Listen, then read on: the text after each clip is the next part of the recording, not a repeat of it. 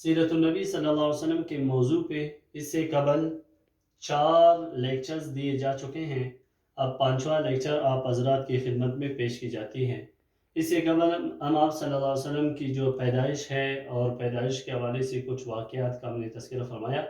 اب 34 سال کے بارے میں ہم پڑھیں گے، جب آپ صلی اللہ علیہ وسلم کی عمر مبارک 4 سال تھی اور آپ صلی اللہ علیہ وسلم حضرت حلیمہ سعدیہ رضی اللہ تعالیٰ عنہ کے پاس تھے، تو اس وقت ایک واقعہ پیش آیا جسے کہا جاتا ہے شک صدر۔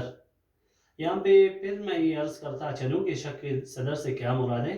شک صدر سے یہ مراد کہ آپ صلی اللہ علیہ وسلم کی سینہ مبارک کو 2 فرشتے آئے، حضرت جبریل علیہ السلام، حضرت میکائیل علیہ السلام۔ انہوں نے آپ صلی اللہ علیہ وسلم کو لٹھایا اور آپ صلی اللہ علیہ وسلم کی سینہ مبارک کو چاک کر کے دل مبارک نکال کے آپ زمزم سے اس کو دھو لیا اور اس کے بعد دل مبارک کو واپس سینے میں رکھ کے سینے کو سی دیا۔ یہ واقعہ کہلاتا ہے شک صدر۔ تو 4 سال کی عمر میں شک صدر ہوا۔ تو شک صدر کے بارے میں 2 اقوال ہیں کہ یہ کتنی دفعہ ہوا آپ صلی اللہ علیہ وسلم کی پوری زندگی میں۔ حضرت مکی صاحب فرماتے ہیں کہ شک صدر صرف 2 مرتبہ پیش آیا، ایک 4 سال کی عمر میں جب آپ صلی اللہ علیہ وسلم قبیلہ بنو سعد میں تھے، اور دوسرا معراج سے قبل۔ معراج ہوئی ہے 10 نوی کو، معراج 10 نوی کو ہوئی ہے، اس سے قبل۔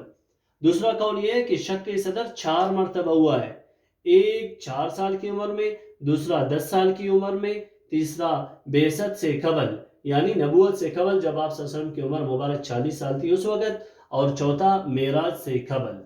تو یہ 2 اقوال ہیں، یہ آپ لوگ اپنے ذہن میں رکھ دیں۔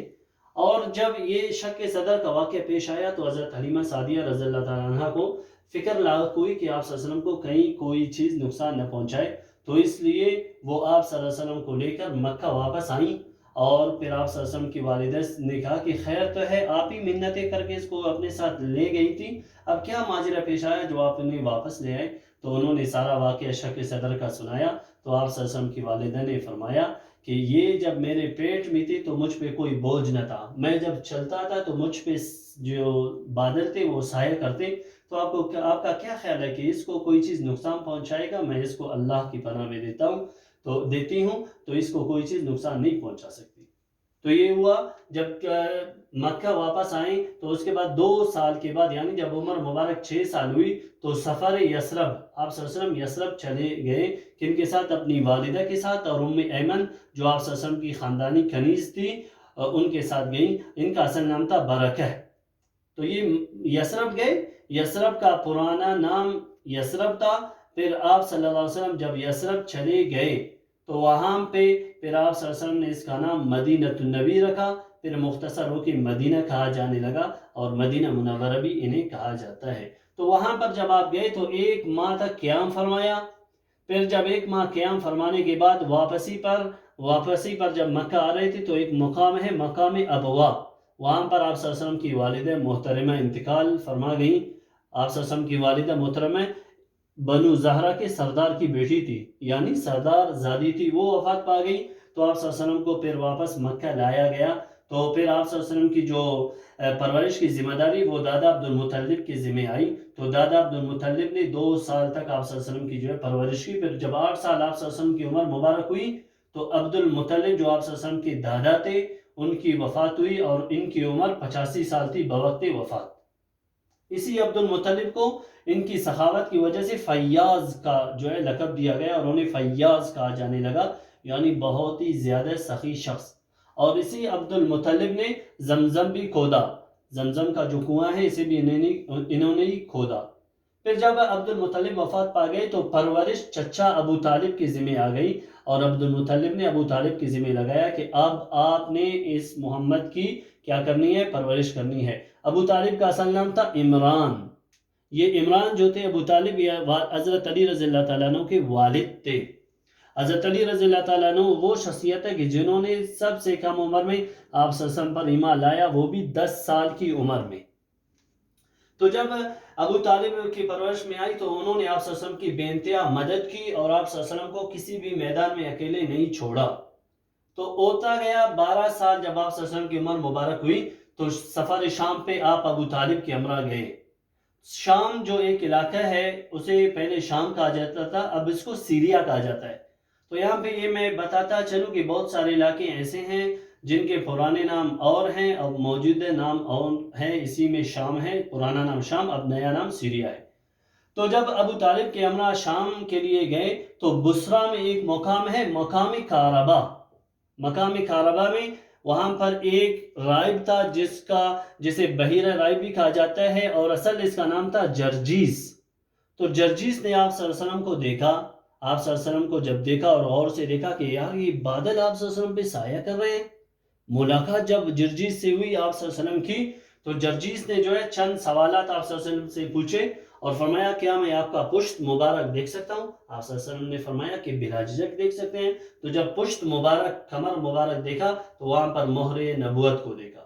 جب مہر نبوت کو دیکھا تو انہوں نے ابو طالب سے کہا کہ میں آپ کو اس چیز سے آگاہ کرتا ہوں، خبردار کرتا ہوں کہ اگر آپ اس محمد کو سیریا لے گئے، شام لے گئے تو یہود اسے نعوذ باللہ شہید نہ کر دیں، تو اس لیے آپ ان کو واپس بھیج دیں۔ پھر اس وجہ سے آپ صلی اللہ علیہ وسلم کو پھر واپس مکہ بھیج دیا گیا۔ یہاں پہ میں یہ بتاتا چلوں کہ ابو طالب جو حضرت علی رضی اللہ تعالیٰ عنہ کے والد تھے، انہوں نے آپ صلی اللہ علیہ وسلم کی بے انتہا مدد کی۔ ان کا جو فوت ہونے کا سال ہے وہ 10 نبوی ہے، یعنی نبوت کو 10 سال ہو گئے تھے، ان کی وفات ہوئی، اور اسی 10 نبوی میں حضرت خدیجہ رضی اللہ تعالیٰ عنہ وہ بھی فوت ہوئی، آپ صلی اللہ علیہ وسلم کی پہلی زوجہ محترمہ۔ تو اس لیے اس 10 نبوی کو عام الحزن کہا جاتا ہے۔ عربی میں عام کہتے ہیں سال کو، حزن کہتے ہیں غم، تو اس کا مطلب یہ ہوا کہ 10 نبوی کو غموں کا سال یا غم کا سال کہا جانے لگا۔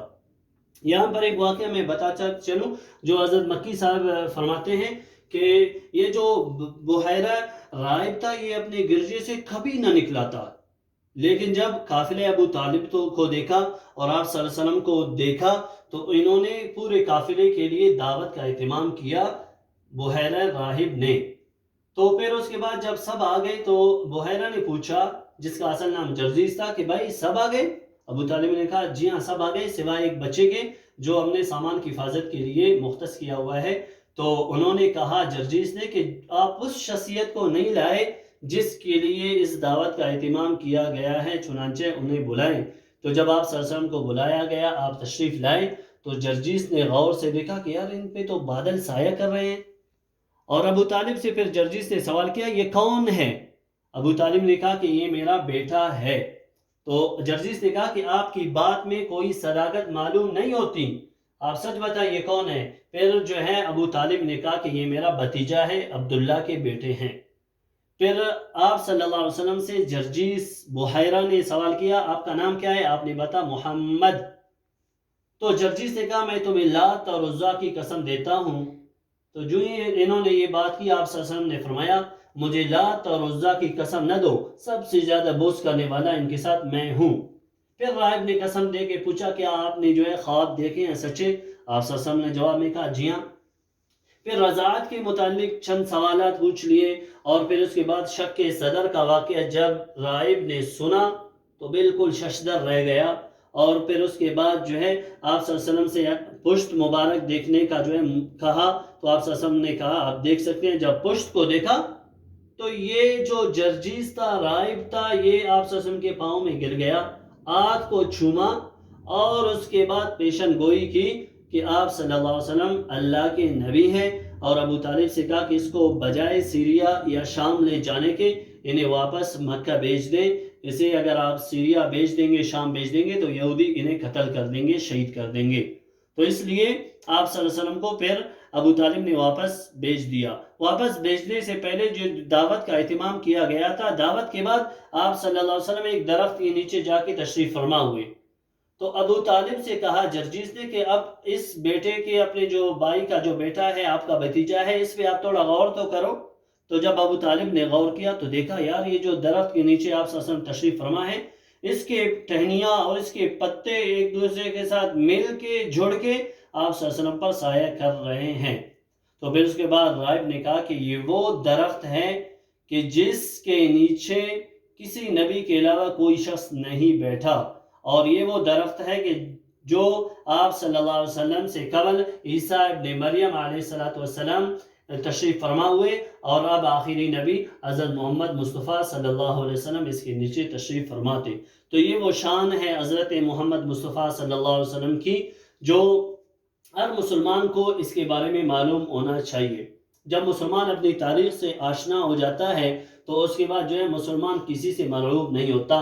تو اس بات کی ضرورت ہے کہ ہم اپنے نبی صلی اللہ علیہ وسلم کی سیرت کے حوالے سے جو ہے جاننے والے بن جائیں، اور اس کے علاوہ آپ صلی اللہ علیہ وسلم کی سیرت کے ساتھ ساتھ جو ہے اور دیگر جو اسلامی معلومات ہیں وہ ہمیں ملتی رہیں.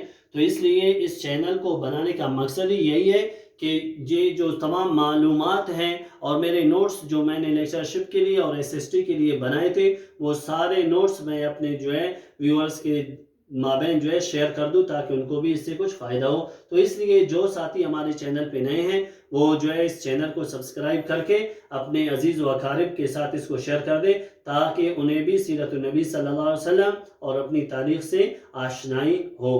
والسلام.